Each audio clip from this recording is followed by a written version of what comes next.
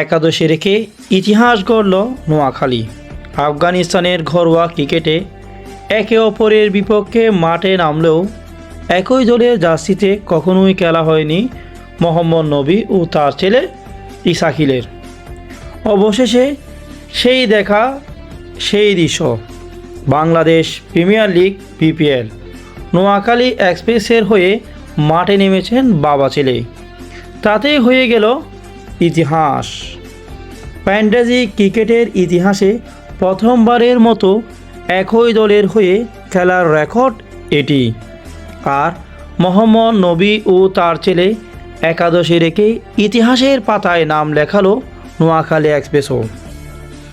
বিপিএলের এবারের আসরে নিলাম থেকে নয়, বরং ডাইরেক্ট সাইনিং মোহাম্মদ নবী ও হাসান ইসাকিলকে দলে ভেড়ান নোয়াখালী। এরই পর থেকে বাপ বেটার খেলার জন্য অপেক্ষায় ছিল ক্রিকেট প্রেমীরা। কিন্তু একের পর এক নোয়াখালী মাঠে নামলেই হারের দৃশ্য, মিলছে না জয়ের দেখা।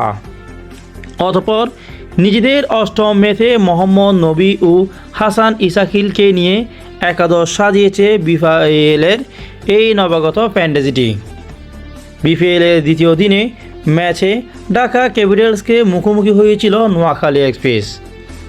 ম্যাচের শুরুতে টস জিতে ব্যাট করার সিদ্ধান্ত নেয় নোয়াখালীর অধিনায়ক হায়দার আলী।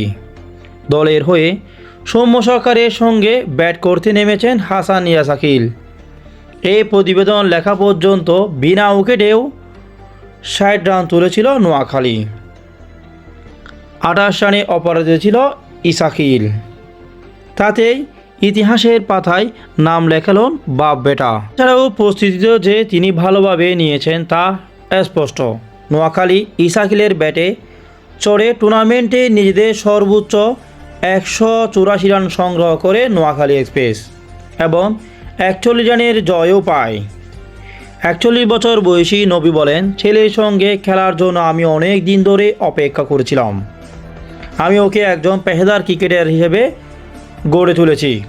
অভিষেকের খুব ভালো পারফরমেন্সও করেছে। অভিষেকের আগে ৯০ মিনিটের সময় দিয়েছি বোলারদের ধরে বোঝাতে, এমনকি সাইড আপ স্টিং দিয়েও বেশ কয়েকটি কঠিন প্র্যাকটিস করিয়েছি। যে কোনো তরুণদের জন্য অভিষেকের চাপ সামলানো কঠিন, কিন্তু সে খুব ভালোভাবে সেটি পেরেছে। সেঞ্চুরি মিস করা নিয়েও ইসরাফিলের কোনো আক্ষেপ নেই। তিনি বলেন, আমি তখন ছক্কা মারার চেষ্টা করেছিলাম যাতে দলের স্কোরটা বড় হয়। সেঞ্চুরি করতে না পারলেও আমার কোনো হতাশা নেই। নিজের ব্যাটিং স্কিল নিয়ে তিনি অনেক ভালো প্রশংসা করেছেন তার বাবাও। তাতেই জন্মগতভাবেই তারা দুজনই এমন স্টাইলে ব্যাট করেন। তার ছেলেকে নকল করেন না, এটি তার নিজস্ব স্টাইল। জন্মগতভাবে তার এটি পারফরমেন্স করে শেষ পর্যন্ত বাবা ছেলেকে খেলার একই মঞ্চে একই দলে খেলে ইতিহাস গড়েছিল নোয়াখালী এক্সপ্রেসও।